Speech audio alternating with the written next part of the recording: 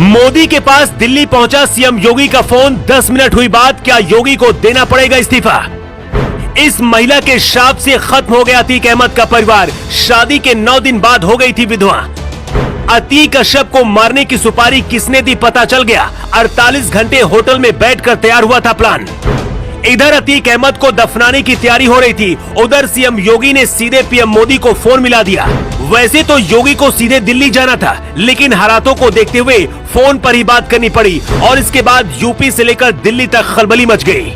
इधर अतीक अहमद की खबर खोदी जा रही थी और उधर जिस शख्स ने अतीक और अशरफ को मारने की पूरी प्लानिंग की, उसके बारे में भी पता चल गया। 48 घंटे एक होटल में बैठकर पूरी कहानी लिखी गई थी और फिर उसे अंजाम तक पहुंचाया गया।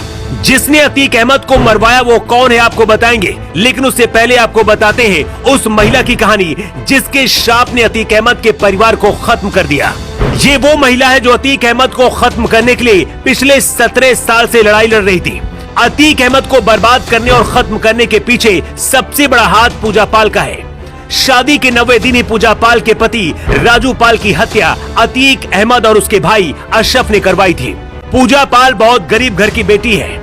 अस्पताल में 500 रुपए महीने की नौकरी करती थी। 2005 में राजू पाल की हत्या के बाद से ही अतीक अहमद का बुरा वक्त शुरू हो गया और विधवा पूजा पाल का श्राप अतीक और उसके परिवार को निगल गया। योगी सरकार में अतीक अहमद के गुनाहों का हिसाब हो गया है, लेकिन क्या अतीक अहमद की वजह से योगी आदित्यनाथ को मुख्यमंत्री की कुर्सी से इस्तीफा देना पड़ेगा?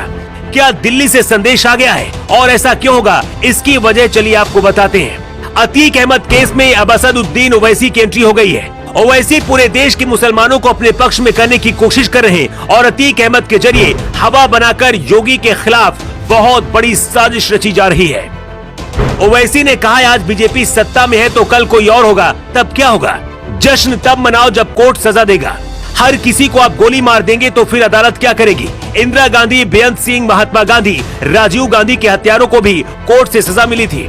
यूपी के मुख्यमंत्री को पद पर बने रहने का कोई अधिकार नहीं है। अतीक अहमद की हत्या के लिए उत्तर प्रदेश के मुख्यमंत्री जिम्मेदार हैं। उनको अपने पद को छोड़ना पड़ेगा और उन्हें त्याग पत्र देना ही चाहिए। मायावती से लेकर अखिलेश यादव, डिंपल यादव से लेकर कांग्रेस के बड़े बड़े नेता अतीक अहमद के पक्ष में बयान दे रहे हैं। ये सच है कि जिस तरह से अतीक अहमद की हत्या हुई वो गलत है, लेकिन ये भी सच है कि अतीक ने जिन लोगों को मारा और जिन लोगों को मरवाया, तब यही नेता उसके कंधे पर हाथ रखकर माला पहनाते थे।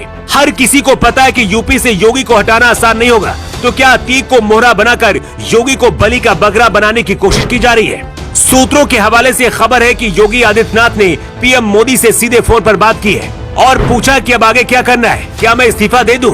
बताया जा रहा है कि योगी की ये बात सुनकर मोदी बहुत गुस्सा हो गए हैं और बोले इसमें आपकी कोई गलती नहीं है। मोदी ने योगी से कहा कि 6 साल पहले आपको एक विश्वास के साथ यूपी सौंपा था, कानून के तहत सब कुछ करना है। अब सवाल यह है कि आखिर अतीक को मारने की सुपारी किसने दी?